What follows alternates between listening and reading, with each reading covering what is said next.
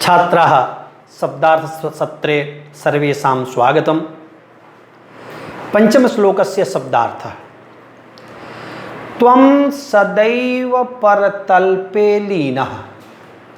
त्वम् इत्युक्ते तुम, त्वं तुम कौन? खटमल। सदैव सर्वदा, परतल्पे, परतल्प शब्द से अर्थ बहुत ही बेड का जो गद्दा होता है ना, परतल्प। तो परतल्पे गद्दे में, लीनः रहते हो, लीन होना एकदम अच्छी तरह से रहने अर्थ में है। इसमें लीन हो गया, खो गया एकदम, मतलब लीन शब्द जो है ना, दूसरा कुछ ना दिखाई दे इसके लिए है। रहना आकर अर्थ है, लेकिन उस तरह से रहना, गद्दा छोड़ के कहीं जाना ही नहीं, हमेशा उसी में पड़े रहना, उसको बोलते हैं लीन। त्वं सदैव परतल्पे लीनः, का तुम क्या जानोगे परिश्रम क्या कैसे होता है। तुम सर्वदा हमेशा गद्दे में, परतल पे गद्दे में लीनः, लीन रहते हो, पड़े रहते हो।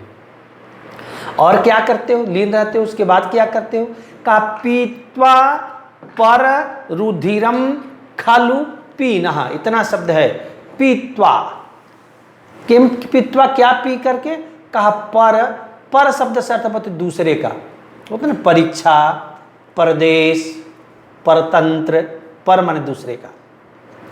तो पर दूसरे का, रुधिरम, रुधिर शब्द से अर्थ होता है रक्त, खून, पीत्वा पीकर, पर रुधिरम पीत्वा, दूसरे के खून पी करके, पीना, मोटे हुए हो, खटमल मोटा एकदम पड़ा रहता है दिन भर खून पी करके। तुम सदैव हमेशा, परतल्पे गद्दे में, लीना लीन रहते हो, पर रुधिरम, पर माने दूसरे का, रुधिर माने खून, पीत्वा पीकर, खालू पीना, पीन हुए हो, मोटे हुए हो। दो लाइन का अर्थ समझ में आ गया।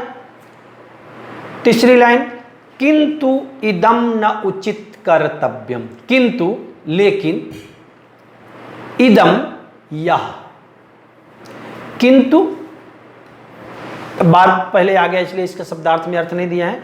किंतु लेकिन, इदम शब्द पहले भी आ गया है इसलिए अभी नहीं बताया गया। इदम यह उचित कर्तव्यम ना, उचित उत्तम कर्म, उत्तम कार्य, अच्छा कार्य, तो उचित सुंदर कार्य, सुंदर कर्म ना नहीं है।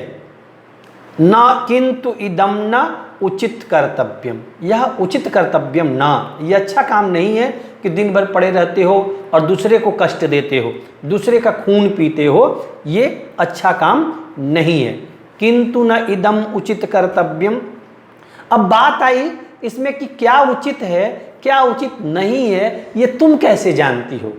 खटमल एक अपने से प्रश्न करता है कि ये उचित है या उचित नहीं है, ये तुम कैसे जानते हो? तो कहा कि देखो, हमारे यहाँ जो वेद मतलब होता है ज्ञान, वेद शास्त्र जो मानता है उसको हम लोग उचित मानते हैं, और वेद शास्त्र जिसको नहीं मानता उसको हम लोग उचित नहीं मानते हैं। तो कहा ना इदम, ना माने नहीं, इदम माने इसको, किसको? तो कहा कि तुम जो कार्य कर रहे हो उसको वेद शास्त्रम मंतव्यम, वेद शास्त्र जो है इसको उचित नहीं मानता। अष्टादश पुराणेषु व्यासस्य वचनद्वयम, 18 पुराणों में, सभी शास्त्रों में देखो दो ही वचन व्यास ने कहा। कहा क्या? कहा परोपकारः पुण्याय, पुण्य के लिए क्या करो? दूसरे का उपकार करो, दूसरे की भला करो। पापाय परपीडनम, दूसरे को कष्ट देना पाप है, खराब कर्म है। तो तुम जब किसी को डंक मारते हो, जब जिसके खून निकालते हो, उसको कष्ट होता है, तो ये उचित काम नहीं है। हमारे कर्मों से, हमारे कार्य से दूसरे को कष्ट हो, वह कार्य उचित नहीं है। तो ना इदम वेद शास्त्र मंतव्यम, वेद शास्त्रम इदम, इसको, इस कार्य को कि दूसरे को खून पीना और हमेशा पड़े रहना उचित नहीं मानता है, इसलिए ये उचित नहीं है। शास्त्र जिसको उचित मानता है वह कर्म उचित कर्म है, शास्त्र जिसको उचित नहीं मानता है वह कर्म उचित कर्म नहीं है।